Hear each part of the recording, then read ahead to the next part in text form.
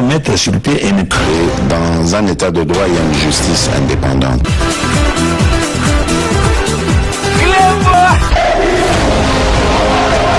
Ce n'est pas pour rien qu'il faut des conseils.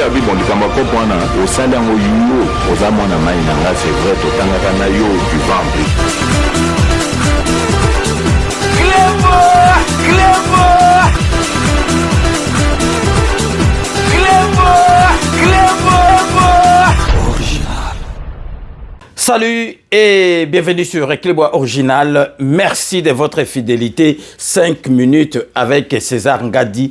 Tout le monde est d'accord et il en restera ainsi pendant très longtemps. 5 minutes à l'élo. Bomoni Binomoko, à partir des corps, remarquez que Tozali, dans 5 minutes, il y a la musique. 5 minutes, na biso, il y a l'élo. Tokolobela, marche oyo.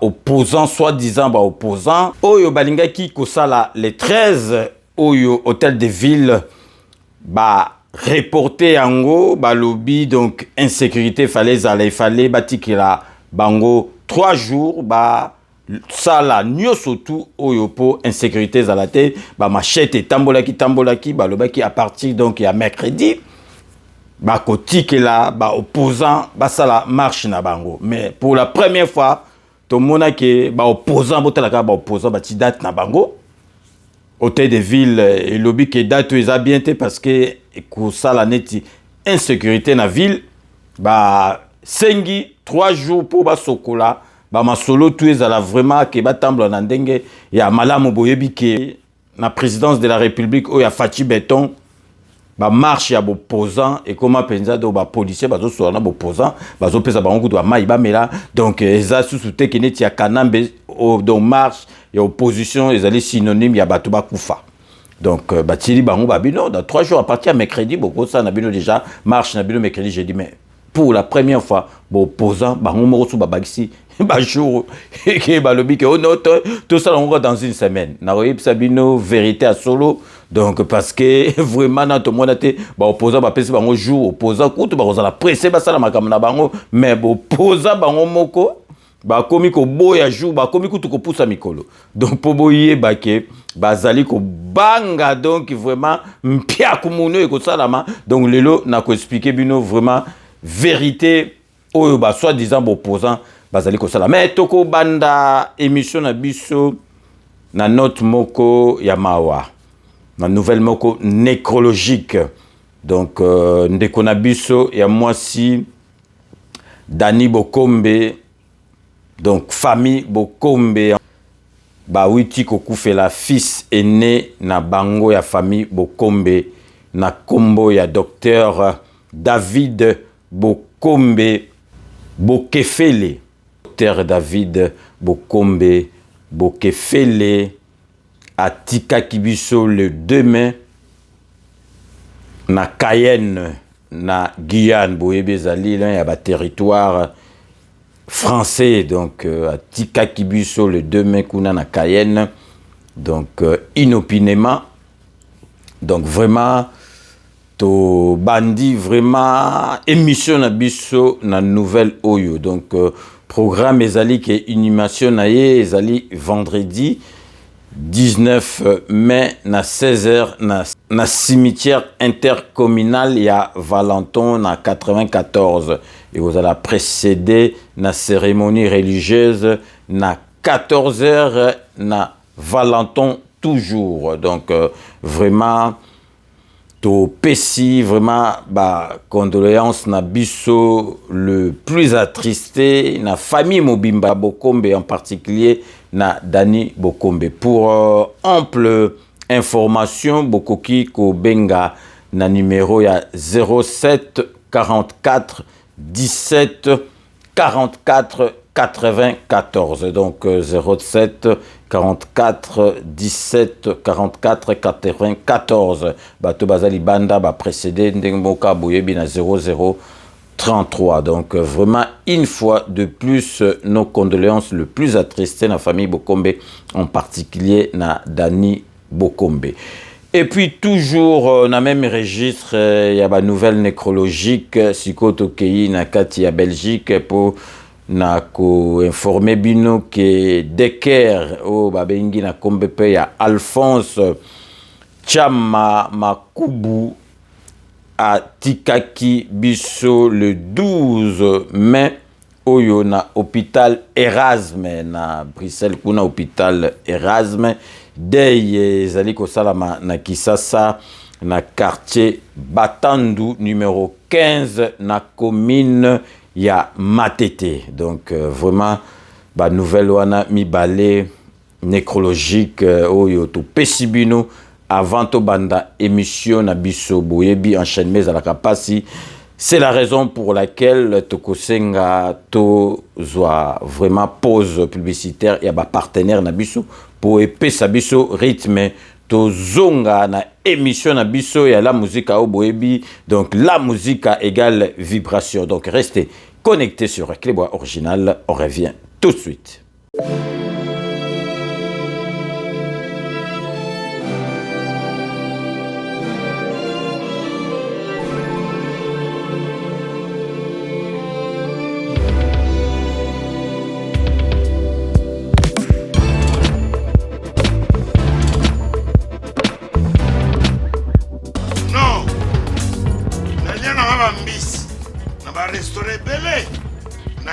Mambo Galaxy na kuti poisson tala mbisi pe ya mwana te aza minere te aza mukolo ndoboko liango familial botondi mbisi basangisa na crevette kaka ya mbisi basangisi na makemba basangisi na poivron basangisi na céleri basangisi na pomme de terre basangisi na munganza na mbisi azwi vitamine baza lisusu na ngulu baza lisusu makayabu brochette otobengi kamundele mayebo to biloko nyonso ya mboka pa Galaxy Mambo tozolia c'est Mambo Galaxy tozosala mpa na bana mboka yango wana congolais mpona esika oyo kolela or ke bacongolais toyebani osali 6 mois okundi na propriétaire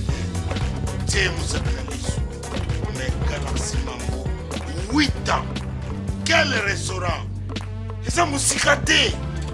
Au numéro 137, rue André Carman, à Aubervilliers, composez vite les 07 53 28 89 07. Galaxy Mambo, c'est du wow.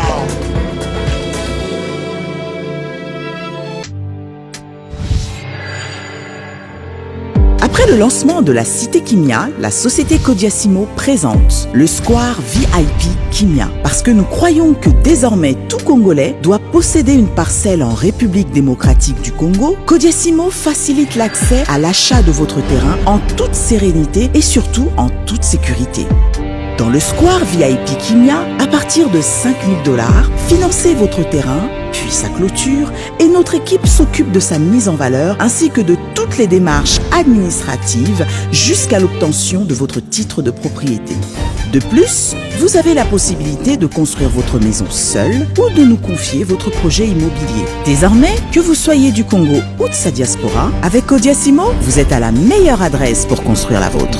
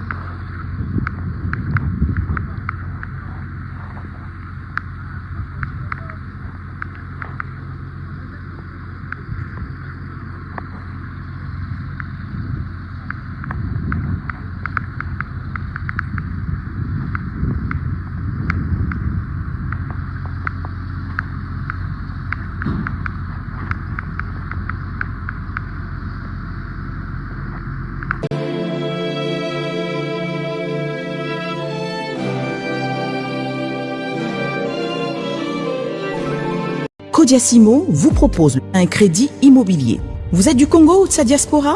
Vous désirez devenir propriétaire en RDC et faire construire votre maison en toute quiétude? Obtenez votre crédit, puis commencez son remboursement uniquement dès la livraison de votre maison. À la Cité Kimia, nos maisons seront toutes construites aux normes internationales. Située à seulement 25 minutes de l'aéroport de Njili, 10 minutes de Safari Beach, au cœur de cette cité moderne, vous y trouverez aussi un centre commercial avec plusieurs commerces de proximité. Nos bureaux sont situés au 173 avenue Mutombokachi, dans la commune de La Gombe, référence rond-point Forescom. Venez dès à présent réserver votre lot dans ce nouveau havre de paix à Maluku, ce nouvel Eldorado au Congo. Kodiasimo, la meilleure adresse pour construire la vôtre. Kilelo, qui t'apparte, pichu qui tenge, tu as opé appartement na kati ya poto, solution monani, ozana posa ya salle à concert, salle ya mariage, pichu qui tenge appartement, osala location ya restaurant, obenga qui t'apparte, pichu qui tenge appartement, ozana posa ya événement, o défilé de mode, o ba mama ba roya réunion, o soki nini. Pichu Kitenge appartement qui t'apparte. Aux a besoin de louer terrain. Oh, na banda utumbaka ntaba ngai na nenga poto zone industrielle qui t'apparte. Pichu Kitenge appartement. Olingi ofungola o ba bureau qui t'apparte. Pichu Kitenge appartement. Numéro ya téléphone 0033 75 14 32 126. Benga na qui t'apparte. Pichu Kitenge appartement. Olingi ko sala achat ya lupangu na poto. Ozana Kisasa, ozana Ngola, Pichu Kitenge. Ba Kitenge ba ebele me wana qui t'apparte. Check.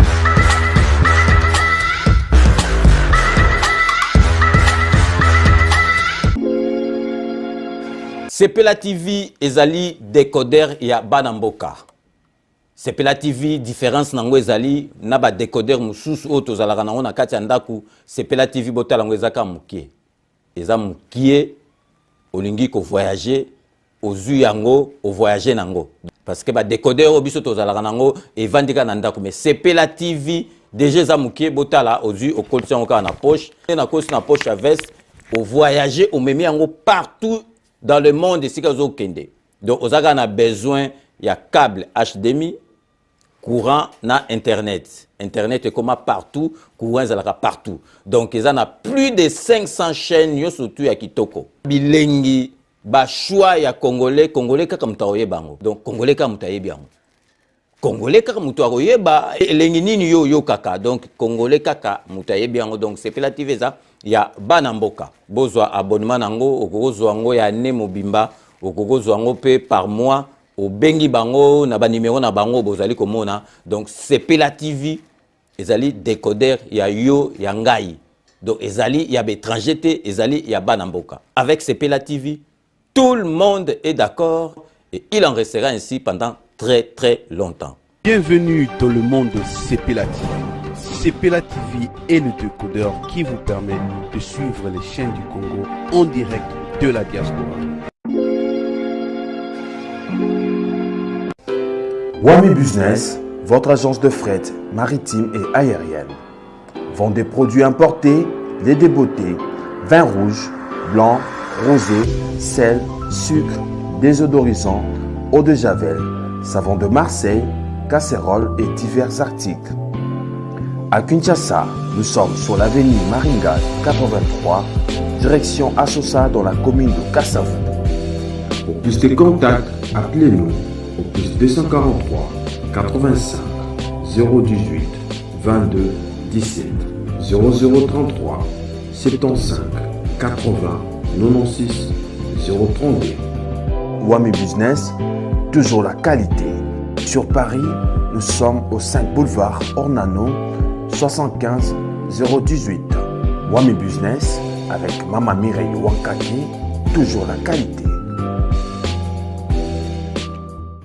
Chez Elbito Coiffure, toujours, ça marche comme ça là, avec la expédition là. Toujours.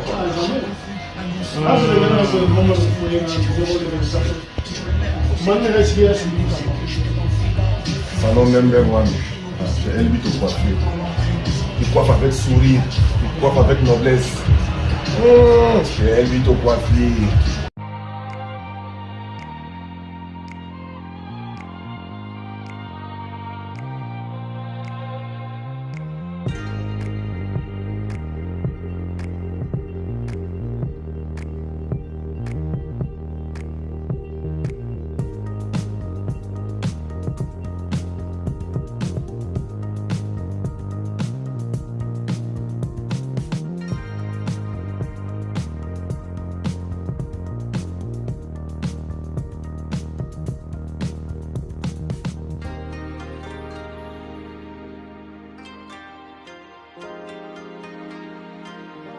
De retour sur le plateau, Boiti Kolanda, pub, ya partenaire na biso, Bolandi, donc restaurant Oyo Ezali na Aubervilliers, au restaurant Oyo Ezali reconnu officiellement en France, restaurant ya Mounene Galaxy Mambo, Ezali une spécialité nango, ezalaka nulle part ailleurs, kaka na Galaxy Mambo, ya poisson moko ya Mounene, biloko tout Ezali na kati, donc vraiment.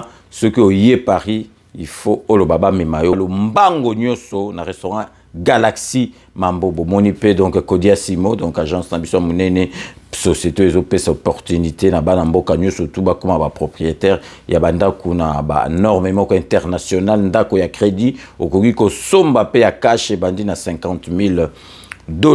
Donc vraiment, crédit, n'engé zalaka na poto po batoazo comme moi, au Koti, au bandi ko futa. Tous allez sous na Sepela TV, décodeur Oyo ya Banamboka, Oyo et Salami, kuna na kati à Londres, donc bo kansate so balbi ya Banamboka, ezali na ba faille parce que mutu mwindu surtout Congolais la kaka na complexe so yo ki ya mundele azomona neti eloka mundele leki ya mutu mwindu donc ezali ndenge moko na ba décodeur Oyo ya ba opérateur Oyo tozaka na poto mais wana kuteleki parce que yango okotika yango na ndakute mukie otiata kut na poche okotambola yango partout dans le monde ozaka na besoin il y a courant internet na câble ya HDMI donc vraiment bo bukanate bozwa abonnement na bino et puis bo sanate tozali na masolo oya bandaku awa na kati ya Paris boyebi vraiment na ba payer belé surtout awa na Paris ndaku eza facilité na ba payer musu ndaku eza le opambo luki le lozui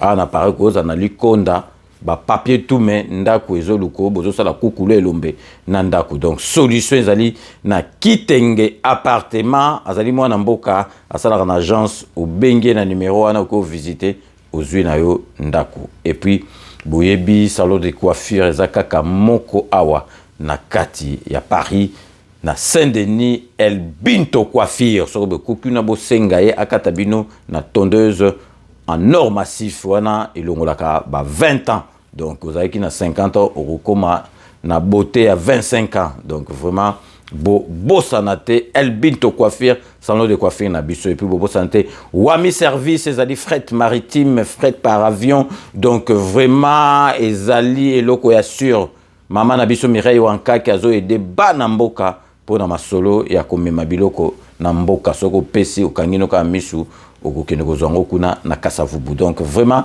merci na confiance au pesa na ba partenaire na biso et puis bango pe ba pesa na biso confiance ba renouvelaka masolo na bango automatiquement donc sikoyo tozongi na kati ya sujet na biso na yebsaki bino ne bandeli tozoyebsa bino masolo vraiment parce que opposition ezalaka nango de susute opposition comment ya ba fakwa opposition comment ya ba aventurier donc ezali loko moko opposition eza susute donc nyoso to ba ça ezala nango théâtre de chez nous donc boko mona yango na kati émission boyebi ke bandeko na biso ba programme ki ke ba sala masolo na bango les 13 donc bon opposants to benga ba on a combo ba benga ba benga bango ba loba ki ke non donc vraiment les 13 ba ko marcher pour donc ba loba sécurité zali na mboka on dirait insécurité oya S Fatima Tabandi yango au élection ezokene mabe donc bango soki na ebité soki balingaki ekende ndenge nini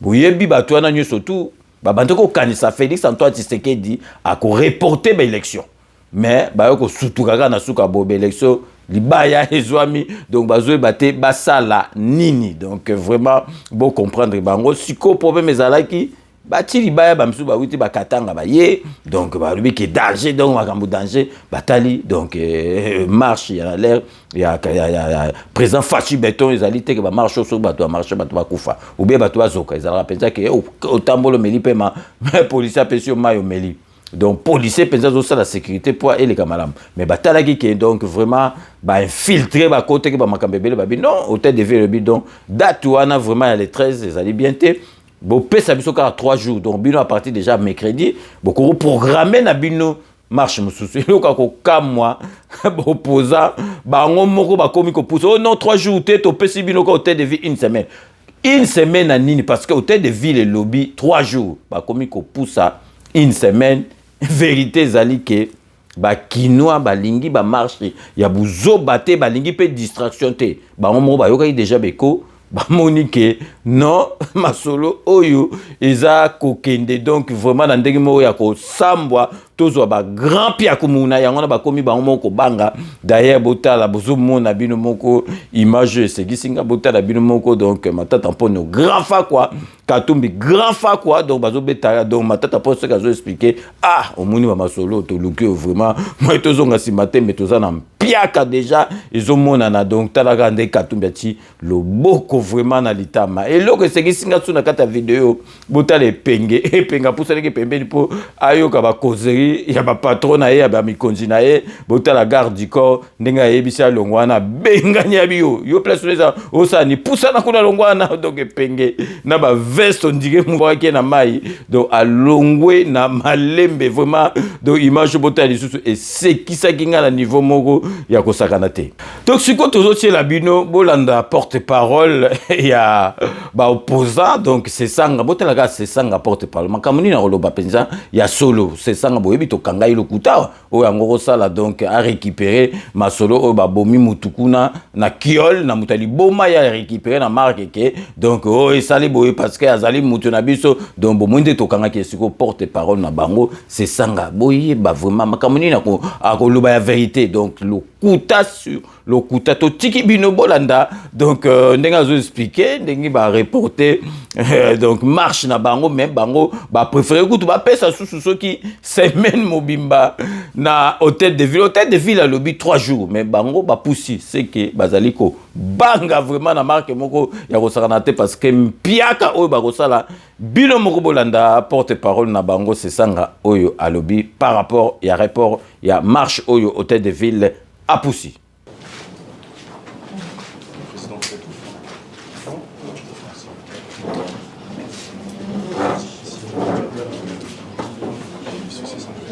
Mesdames et messieurs les journalistes, chers cadres du Présidium, les cadres des Envols, les cadres des Ensembles, les cadres des LECID et les cadres des LGD.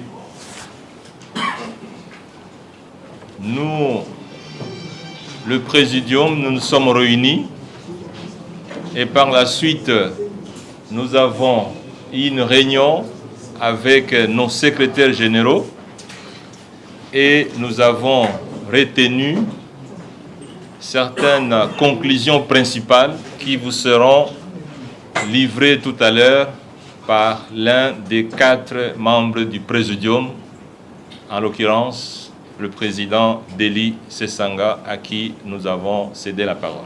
Deli, je vous en prie. Merci beaucoup. Merci les cadres de nos différents partis qui sont ici présents, les membres de la presse. La communication que nous avons ce jour, elle est très brève. Nous voudrions rappeler d'abord qu'au terme de la déclaration que nous avons faite à Lubumbashi en date du 14 avril, nous avions annoncé la marche de Kinshasa pour la date du 13 mai, soit plus précisément un mois. L'hôtel de ville de Kinshasa, l'autorité urbaine est restée silencieuse, sans donner de nouvelles, jusqu'à ce qu'une nouvelle lettre, le saisissant de cette marche, lui ait été communiquée en date du 8 mai, consécutivement à la lettre précédente qui lui avait été signifiée depuis le 27 avril de cette année. La réunion qu'il y a eu hier avec les délégués, nos secrétaires généraux, pour examiner enfin les modalités sous lesquelles la manifestation de demain devait se passer, l'autorité urbaine n'a pas rompu la tradition que nous avons combattue dans ce pays pendant des années, c'est-à-dire l'arbitraire, alors que nous avons un régime qui est un régime d'information et non pas un régime d'autorisation. L'autorité urbaine, comme ses prédécesseurs, se saisissent de cette position pour interdire la marche et proposer des dates qui ne sont pas celles des organisateurs qui, eux, ont choisi des dates différentes.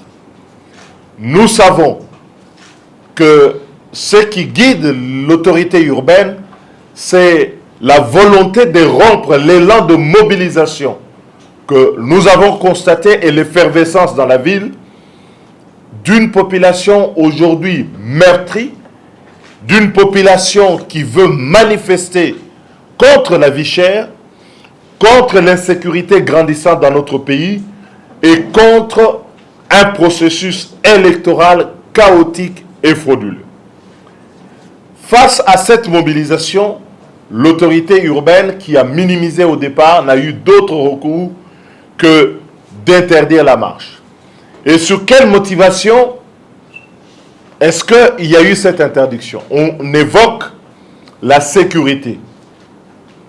On évoque la sécurité dans une ville où nous avons vu, il y a moins d'une semaine, la majorité, le pouvoir, organiser ici une activité grandiose. Une activité où ils ont convié l'ensemble de la ville sans qu'il n'y ait un quelconque incident pouvant attester aujourd'hui qu'il y a une tension dans la ville. Aussi, nous voulons rappeler que toutes les marches qui ont été organisées par l'opposition au cours de ces derniers mois n'ont donné lieu à aucun incident de la part de ces organisateurs. Face à cette situation, nous avons maintenu donc la marche qui doit se dérouler demain à la date du 13, mais conscient, étant à l'écoute de nos bases politiques qui disent de ne pas verser dans le piège de l'apologie de la violence où le pouvoir veut nous amener, à savoir, on interdit les marches, on réprime et on va tuer les citoyens et ainsi démobiliser pour chanter que l'opposition n'est pas là. En toute responsabilité, nous avons décidé de notre propre chef et nous n'accepterons pas un nouveau dictat de la part de l'autorité urbaine que la marche va se dérouler le samedi prochain, c'est-à-dire à la date du 20 mai ici à Kinshasa. Nous en appelons donc à tous nos militants, à toutes les bases de nos 4 formations politiques et de la société civile et d'autres partis qui ont joint la marche, à rester mobilisés et à faire une démonstration de force, à pouvoir être là pour dire que nous sommes contre la vie chère dans notre pays, contre l'insécurité, contre le processus électoral chaotique. Nous voulons alléger la tâche du gouverneur qui a dit qu'il y a des machettes qui sont distribuées dans la ville pour pouvoir contrer notre marche, qu'il y a des milices qui ont été mobilisées et qu'il voulait prendre le temps de démobiliser. Mais plutôt que de lui laisser 4 jours, nous lui donnons 1 semaine pour qu'il puisse le faire en toute responsabilité.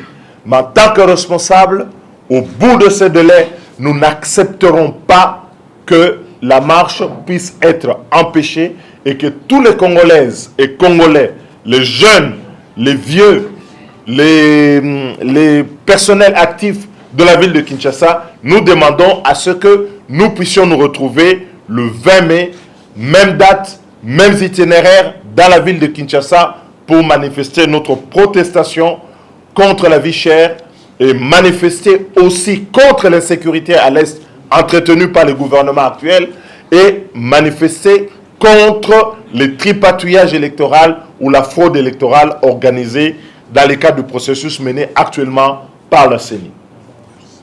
Na lingala mo mukuse po na baye na lingala boyebi depuis le 14 avril biso awa to décidaki biso baso to lobi manifestation ya liboso to kosana kisasa et kozana date ya le 13 mai hôtel de ville azoki mokanda na ye depuis le 27 avril. Depuis le 27 avril, tel lelo, bapesaki et ya noté. Il a fallu batona biso bakot sa mokanda mosusu le 8 mai pote ba convoquer bango ba kende na réunion o esalemaki lobby. C'est-à-dire à 2 jours il y a manifestation. Mais engebene na o esalemaka wana kisasa. Kolandisama na ndenge ba prédécesseur na bango bazai kosala.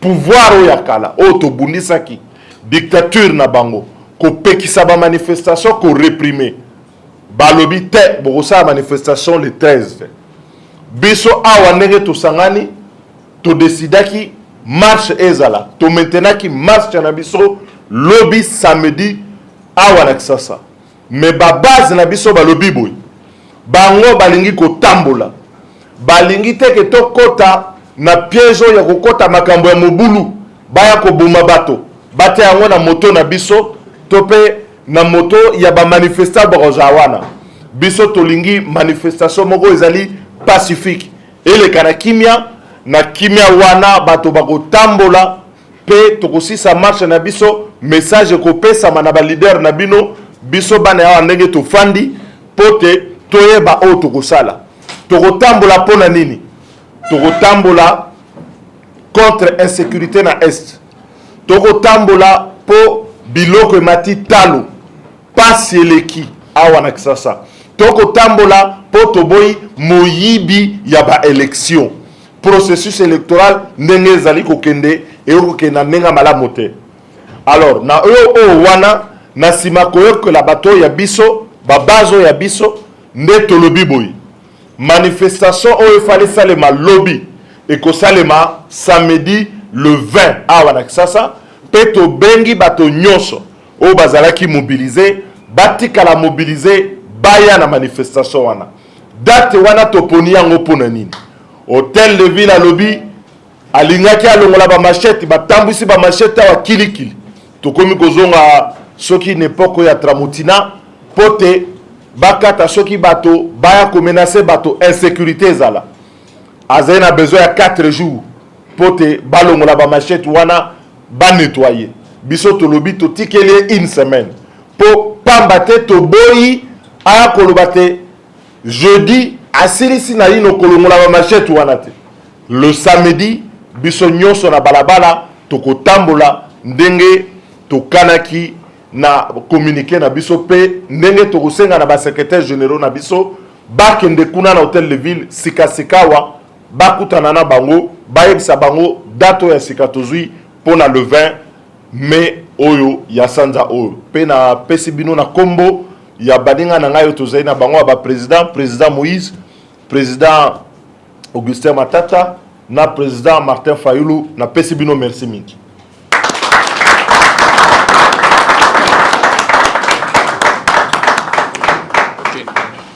Bien.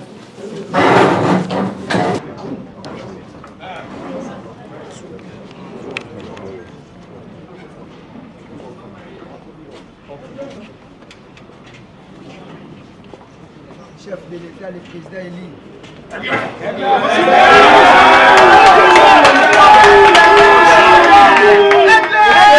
Donc bino moko boiti kolanda vraiment ezali passe opposant ba pese bango 3 jours ba ko banda déjà parti ya ya mercredi jeudi donc bango ba non to tikeli bango donc hôtel de ville alobi azana besoin une semaine alobi azana besoin 3 jours bon bino bozo ko poussa ponani et puis botala nanu batongo ndenge baza bozo mona teke batongo peza baza donc on dirait mais baza ba maladie botaka mine na bango botel bilongi na bango ba kauki donc batumo on dirait ba yaki na mia on dirait ni do yango to sengi peza élection présidentielle parce que visite médicale des apesa obligatoire botala na baton ndenge bavandi donc à part c'est ça na moni azana bonne mine mais botala donc Fayulu comme koko barna mpia komunana ba problème botala donc katumbi ndenge komi matata mponyo kudu donc mutu c'est beba parce que okende boloko akaza teke ba bosana donc ezali batumo baza maladi déjà donc en tout cas donc bato tala bazo ngokuma ba présent botala na siko bati donc carré ya Fachi Beton ndenge na bato bo donc vraiment ezali mawa na passé na motema. Donc bolandi na kati ya discours wana balobi ke non masolo komi ki dictature na kasi vraiment na ebite soki bazo comprendre mo wana ou bien bazo sana ko ki dictature na pouvoir oyo ya Fachi ki dictature bozo mona photo marche autant etant kala ki dictature ezala ki na l'air kanabe botala vraiment Fayulu mutu ndenge comme on dirait donc bato moso ba witi na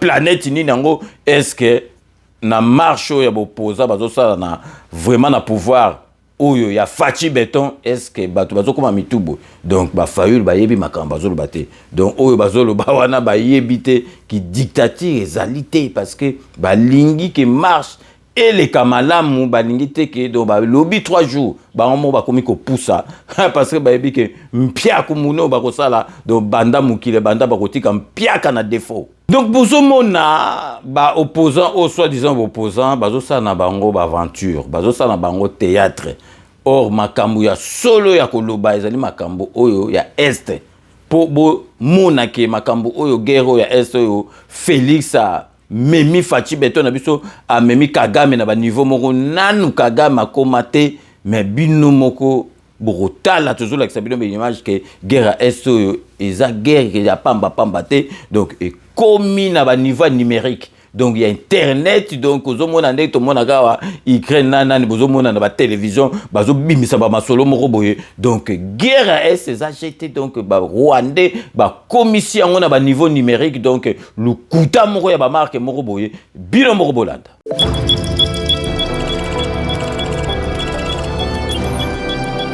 Je m'appelle Patrick Mbayo Michel, je suis responsable informatique au CPG. Vous savez, il faut partir des origines. Il y a eu d'abord la guerre traditionnelle avec des armes létales et non létales. On est passé à la guerre médiatique et nos adversaires, en l'occurrence le Rwanda, ils ont commencé la guerre numérique et nous avons suivi sur ce terrain-là. Mais pour eux, c'est un malheur parce que nous avons pu changer le camp de la peur en nous armant de notre expertise et en nous faisant assister par des organisations expertes en cybercriminalité. Grâce aux faux comptes qu'ils utilisent sur les réseaux sociaux et autres plateformes, ainsi qu'aux adresses IP liées à ces comptes, nous avons pu remonter et géolocaliser, avec l'aide de nos amis de cybercriminalité, ceux spécialisés en cybercriminalité, nous avons pu remonter et géolocaliser tous ces comptes-là, pour la plupart au Rwanda, entre Kigali, Rubavu et Gisenyi, et certains en dehors du continent africain, en Europe et tout le continent américain. Et ainsi, vous verrez sur les listes que le CPG a disponibilisées des faux comptes rwandais de cette armée numérique rwandaise, il y a des comptes avec des pseudos congolais et qui sont pourtant des comptes géolocalisés au Rwanda et qui, la seule fois ils ont été géolocalisés en RDC, c'était dans les zones sous contrôle du M23.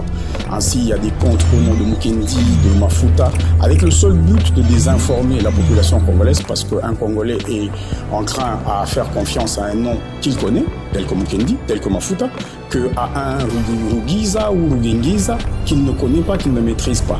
Et alors, nous propageons les informations de ces faux comptes-là, alors que ce sont des comptes confirmés, localisés au Rwanda et des comptes tenus par des Rwandais. Ce Ce que vous voyez comme femmes, ce sont des photos, des avatars et peut-être des noms qui y sont liés. C'est une armée. On ne sait pas déterminer le sexe de ceux qui sont derrière, mais forcément, nous pensons, et à juste titre, que ce sont pour la plupart des hommes. Parce que dans la contre-offensive, nous avons pris la peine de remonter au fait les adresses IP qui nous ont été fournies et de le recouper avec d'autres comptes sur d'autres plateformes, et nous nous rendons compte que la plupart de ces comptes sont tenus par des hommes et des hommes rwandais. En fait, l'objectif principal est d'abord la désinformation des Congolais, parce que nous sommes sur les réseaux sociaux congolais, faisant confiance aux informations que nous croyons crédibles, publiées par nos frères congolais. Le premier objectif, c'est de nous désinformer. Et le deuxième objectif, au fait, c'est de faire l'apologie du régime de Kagame. Binomo Bolandi, donc, ezali makambo ya kosakanate, makambo kosakanate, oyo bino bozali komona on est dit c'est qui, et puis Kagame, donc, nana comment na niveau toto ebisi bino. Naïf Sarabino, ngai bobi ke 5 minutes na le toujours vérité. Donc soki to raté na Fachi Béton. Mutoko si sa guerre ezali Fachi Béton mutu mususute. Soki to raté guerre eko silaka li susute parce que niveau oyo Kagame akomi nanu akomate tolingi sikoto la kisabino parce que boyoka vidéo moko ya honorable Jean Moutala na Londres ça là qui vraiment concernant marche oyo ya ba opposant et c'est plus ngai mingi ya wana na ninga vraiment na partager yango boyoka message oyo donc honorable Jean Moutala na Londres a pensé qui na ba soi-disant opposant donc vraiment éco sepil sabino donc restez connectés sur Clé Original, on revient tout de suite. Bonjour, bande konangai ba congolais, nzambe apambola bino, ba oyo nyonso bozali de père et de mère. Et nazali ko insister, de père et de mère. Congolais oya solo, ezala zali na province nini, na kati ya Congo, ezala zali na diaspora partout, na lobi ete nzambe apambola bino. Na ye pona ko yebisa gouverneur ya ville ya Kinshasa, Ngobila Gentini. Tout d'abord, on appelle sur merci l'annulation il y a carnaval où il y a l'homme de Kachobwe, il y a des travailleurs, il Kamita, tout Kalombo, Jakindala, Salomon, ceux qui escadent, ceux qui peuvent banani, Sesanga, les Fayoulou, Diongo, travailleurs, surtout donc, message aux amis pour la bino. D'autres qui vont faire l'aventure. On a posé un carnaval parce que Mboka, ils ont un problème pour le moment, il y a agression rwandaise. Mais carnaval, il y a distraction. Ngobila Gentini, le gouverneur, il a été marche pour le jeudi le 18. Et Bangomoko, il a été le 20. Ils allaient samedi au Kuna. Parce que le problème là-bas, ils allaient attirer masse. Le carnaval là-bas. Mais dans la zone, il faut interdire que marche la période où la marche surtout faut donc annuler. Parce que la situation où tout le monde en Bankana, na Kwamut, na Bamalukukuna, ils appellent bien. Alors, la distraction, le carnaval, la zone de Basalawana, ils ont intéressé Bissoté. Ce n'est pas ça l'essentiel. Moïse Katumbi a accueilli la Zambie pour la Rupekisa. Mais Aïna Kishasa a utilisé le quinoa, où il y a on dirait zoba pour l'ambaï na sima. Quinoa sosola. Sosola, juif wana jamais à côté de la présidente Namboka wana. Va utiliser binoté. Et moi la kin a yuma te quoi. Bon ba yuma boy. Mutu moko boya uti so pe ba wapi ba nini tout ça. Pour la ba moi ba miette na ya ba 500 francs, ba 1000 francs. Asa kana l'esprit na bino. Moi la kin fungola misu. Mutu ana zali ndeko na biso te parce que bota la agression rwandaise atikali ko condamner yango te ezala batu na ye. Alors beaucoup marcher pour la nini. Hein? Pourquoi vous voulez marcher? Vous faites la mise carnaval à Zolinga Salawana, ils ont dit distraction. C'est une sorte de dissert binonang. Les botala qui, si la côté libiso, la zone par la machette, banini tout ça, ça ne vous dit absolument rien. Congolais, fungola miso. Ndeko wana azali na ba intérêt na ye personnel. Azolinga asala combo ye atika la président na mboka wana po asala histoire parce qu'il a l'argent. Ayibi ebele na mboka na biso mais azolinga tika la biso combo na ye na présidence po tika la totanga ka ye loka nde totanga papa Kasavubu, Mobutu, Laurent Désiré Kabila, na o mosusu Soy Kanambe et puis na Fachi Beton. Ye alingi pacha ya ye combo. Combo na yo kokota te Moïse Katumbi, Soriano, combo na yo kotikalaka jamais kotanga mana histoire ya ba président ou ba diriger RDC jamais nous voulons toza na bino. Et puis ce qui bomeki moi gaz na moi matraque pour na ozongisa bino na bandako bakongole na lingi bino mingi moto wana aleka te. Merci beaucoup, je vous aime. C'est l'honorable Jean Moutala depuis la ville de Londres au Royaume-Uni. Merci beaucoup. Bilomo Boitolanda, donc merci beaucoup na honorable Jean Moutala na patriotisme aux allez nango et puis na ndenge vraiment aux alaka derrière président de la République. Bon moni vraiment ndenga solo lui a celui na bango qui toko ya kosakana te. Donc lelo to linga ikotika makambo te. Donc bilomo bomoni bo posa so bati marche na bango donc pour ba reporter en temps un jour ça la passe. Hôtel de ville le but non to boité to reporter to annuler to interdire en côté mais vous pouvez ça 3 jours pour tout vraiment tout chaque et makambo ça la mandenga be parce que bango moko pe ba koti ça qui bato ba machin peut comme que tango pe ça faux ba koma atala masolo sali bo et comme siko na mutu ya pouvoir Félix Antoine Tshisekedi mais hôtel de ville et le but boz à la canne 3 jours à partir de mercredi jeudi bon ça déjà ma caméra bango comique oh non to repé ça bino hôtel de ville à lobby 3 jours bino comment peut ça ba une semaine dé bon si bon mona bo opposant ba programmer marche ba comique banga marche pour comprendre que congolais en particulier ba kinois ba zali lisusu naïveté ba lingi susu bo zobate. Donc na ba distraction moko ba yebi que président de la République azo me mamboka bien donc azo sala tout pour na masolo à guerre bino besoin na ba distraction moko boy ya ba marche ezanga tina ba opposant bazali bango moko ko banga marche sikoyo to kokota na ba news na biso arep donc restez connectés sur Clébois original on revient tout de suite.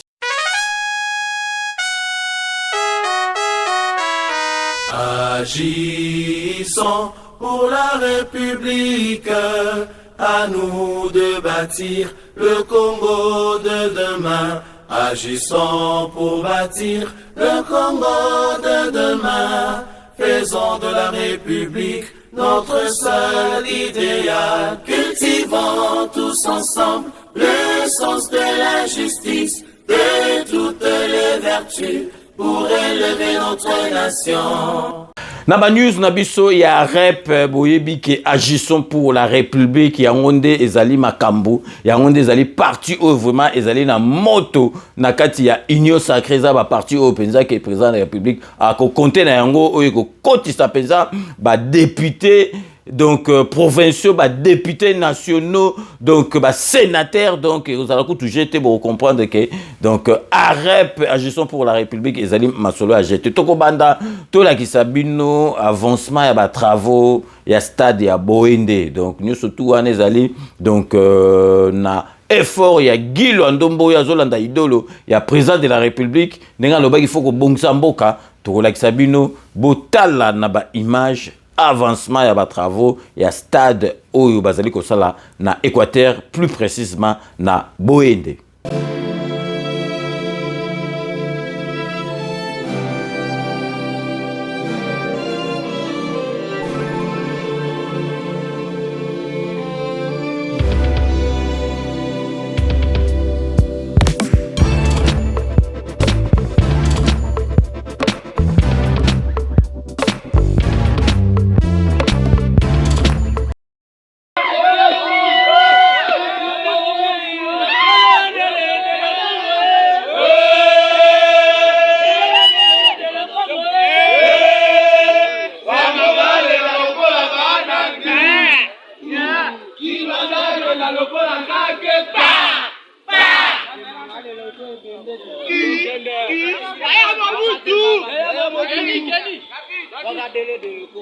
Bino moko boiti olanda donc ezali esengo komona mwana mboka azo aider président de la République ezali jeté parce que a mesana déjà na masolo wana donc Guy Luando abandaki bandakalana donc na masolo na ye oya Widal donc vraiment abandaki déjà ko aider batu azila comme un ministre était pour a aider bana mboka Widal masolo esala donc bino moko boyebi et puis tozali ko lakisa bino pa bomona ke simplicité ya mutu Guy Luando Mboyo, autorité morale et REP, ministre d'État, ministre aménagement du territoire, Azali Motomoko, Aza ya Batu.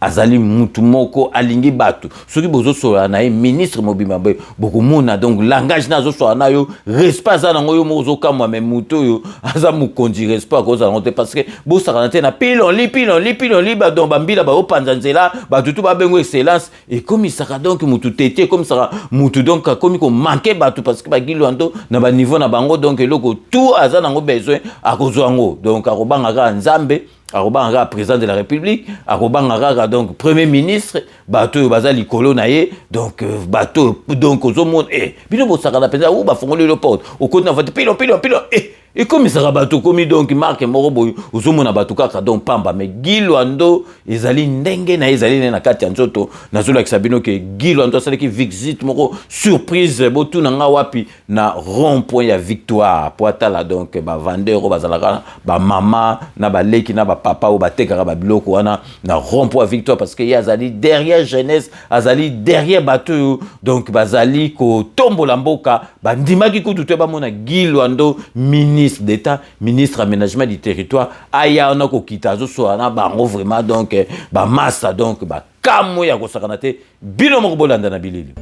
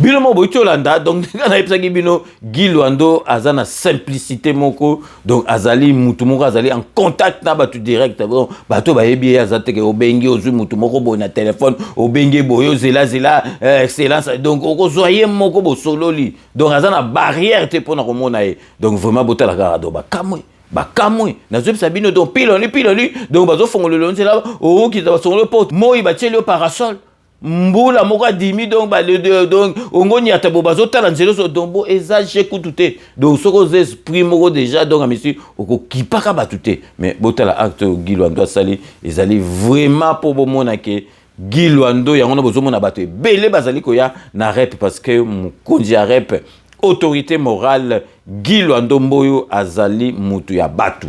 Nouvelle mibale oyo tozalaki na yango po na bino na kati ya news na biso a rep donc vraiment nambala sima tokopesa bino susu ba news mususu donc restez connectés sur Equilibre Original, on revient tout de suite.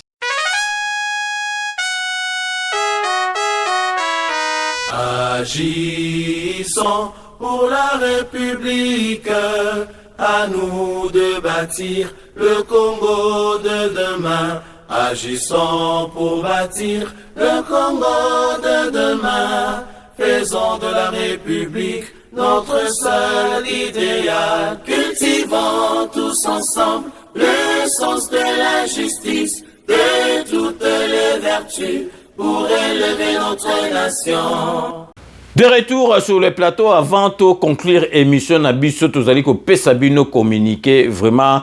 Bateau bazana besoin ya ba conteneur ya ba makayabu ou bien donc ba quantité ya makayabu ebele bokoki ko benga ndeko na biso azaka na Norvège na kombo ya Hubert Kizola na Norvège bobengi na 0047 973 98 066 ako edebino pour bosala ba conteneur ya makayabu. Donc to komi presque à la fin ya émission na biso to ebisi bino bo munana nuteke ba opposant ba komi ko banga ko sala marche ba komi ko banga ko sala marche parce que bazomona makambo ni toluki parce que Congolais la muki Kinois à la muki buzota la be fort oyo président de la République azali ko sala donc Kinois moni que non président oyo vraiment batika e calme asala musala na e azali ko mériter deuxième mandat na e donc boye la biso ba distraction te ba komi ba bi non hôtel de ville non sécurité za présenté donc bo pesa biso ka 3 jours après bo sala ba makamna ba on ba ko non 3 jours te to pesa bino une semaine ezan vraiment nanu na monete opposition komi ko banga ko sala marche donc ya on a vraiment il fallait to beta c'était na masolo to la gisabino yango vraiment na kati ya 5 minutes ya la musique donc avant to sugisa to kota na ba remerciement to lingi to ebisabino boyoka ki o kakoko ETP donc joueur na biso ba beta mondial d'Afrique noire liboso ba beta mondial zaiki Zaïre à l'époque donc kakoko beta donc 11 ya Imana donc oyo Léopard donc Tilelo donc classement Léopard wana donc biso ki marabiso te numéro 1 gardien Kazadi 2 Mwepu 3 Mukombo 4 Bwanga 5 Lobilo 6 Mana donc 7 Mayanga 8 donc la Mavuba ou bien Kibonge donc 9 Ndaye Mutubile donc Ndaye Mutumbula donc 10 Kidumu le capitaine 11 Kakoko donc Kangama Biso donc ba lo baka Kakoko kufa mais ezali nango lokuta donc ezali ki nango donc fake news donc obika bato ba boma bato na internet après donc tweet ya mwana ne bozali komona a demantaki masolo yango boyebi na internet ça va vite ce qui peut bomoni biso tolobeli yango te boye barake ezali nango makambo lokuta et puis totenaki toyebisa bino po bo yeba yango siko toleki na ba dédicace na biso boyebika ke to pesaka bato ba pansaka be mission bato yo ba tiaka ba commentaire donc vraiment to pesaka bango ba remerciement na bango to bandra toujours honorable Jean Moutala na Londres honorable Jean Moutala merci na nyo surtout au sala rapport na 5 minutes avec César Ngadi toujours na kati à Londres Jano Matundu merci na nyo surtout au sala rapport na 5 minutes avec César Ngadi José Kano ki kakamene Maître Wera Mukuna, Maître Rajamoule, merci na nyoso tout bosala rapport na 5 minutes avec ses angad poto sukisa na katia lonto zaliko pesa Maria la beauté naturelle, merci na nyoso tout au sala rapport na 5 minutes avec ses angad Chai Mukenge Chai wa balengela mon voisin na katia Paris, merci na mama Chala, merci na nyoso tout bosala rapport na 5 minutes avec ses angad tokei na katia Espagne pona pesa Beloti mavungu vrai chéri Beloti mavungu vrai chegi na ndenga mukete merci na nyo surtout au sala rapport na 5 minutes avec ses angatokei na kata Suède pour na repesa Thérèse Kamani, fidèle des fidèles. Thérèse Kamani, merci. Nanyo surtout au sala rapport à 5 minutes avec César Ngadi Tokei Siko Nakatia Belgique pour nous repasser Poutou de Yalo, la petite sœur propre Poutou de Yalo là. Merci. Nanyo surtout au sala rapport à 5 minutes avec César Ngadi toujours Nakatia Belgique. Vous allez couper ça. Décos Moukoko, mais c'est le bon dimanche. Décos Moukoko, Nekato Sola, qui petit nanga Décos Moukoko. Merci. Nanyo surtout au sala rapport à 5 minutes avec César Ngadi. Serge Palmi de Bruxelles à Kisasa. Merci Nanyo surtout au sala rapport dans 5 minutes avec César Ngadi. Igwe Chef Béton na Suède. Merci Nanyo surtout au sala rapport dans 5 minutes avec César Ngadi. Fifi Filofaria, l'homme à la Mercedes très propre. Fifi Filofaria, merci Nanyo surtout au sala rapport dans 5 minutes avec César Ngadi. Jean-Marie Chibangu, Nakata Paris, merci Nanyo surtout au sala rapport dans 5 minutes avec César Ngadi. Sikoto Kei Nakatia Lubumbashi parce que n'a trop touché vraiment la bateau bazala kakuna na pays parce que internet ezalaka pasi me balanda biso Tokei Nakatia Katanga na Lubumbashi pour na opesa Célestin Mutombo na Kati ya Lubumbashi, merci Nanyo surtout au sala rapport dans 5 minutes avec César Ngadi. Emile Beya Nakati ya Canada, Emile Beya, merci Nanyo surtout au sala rapport dans 5 minutes avec César Ngadi. Claude Kabambi Nakisasa, Claude Kabambi le fils de banquier Claude Kabambi, merci Nanyo surtout au sala rapport dans 5 minutes avec César Ngadi. Suko na Katia Île-de-France na choisi les rois pour na repesa Francis Kantimba, merci Nanyo surtout au sala rapport dans 5 minutes avec César Ngadi. Tout est toujours na France cette fois-ci toké na Colmar pour na repesa Bruno Makole na Colmar, merci Nanyo surtout au sala rapport dans 5 minutes avec César Ngadi. Boyebi to sou qui sera toujours na Dokotolo na biso Jean-Paul Djamba Kaoudi, Jean-Paul Djamba, merci Nanyo surtout au sala rapport dans 5 minutes avec César Ngadi. Donc c'est ainsi que s'achève ce 5 minutes avec César Ngadi que j'ai eu l'immense plaisir de vous présenter. Nous allons nous retrouver avec grand plaisir dans 24 heures pour un nouveau numéro. D'ici là, portez-vous bien et à très bientôt. N'oubliez pas, tout le monde est d'accord et il en restera ainsi pendant très très longtemps. Bobo Sanate, Kanambe, Akozwa, Masolo, Nambunchu, Penadikos.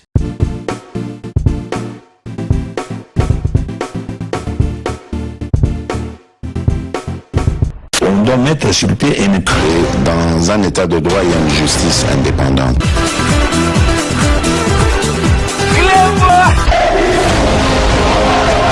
Ce n'est pas pour rien qu'il faut des conseils. Au sein d'un c'est vrai, tu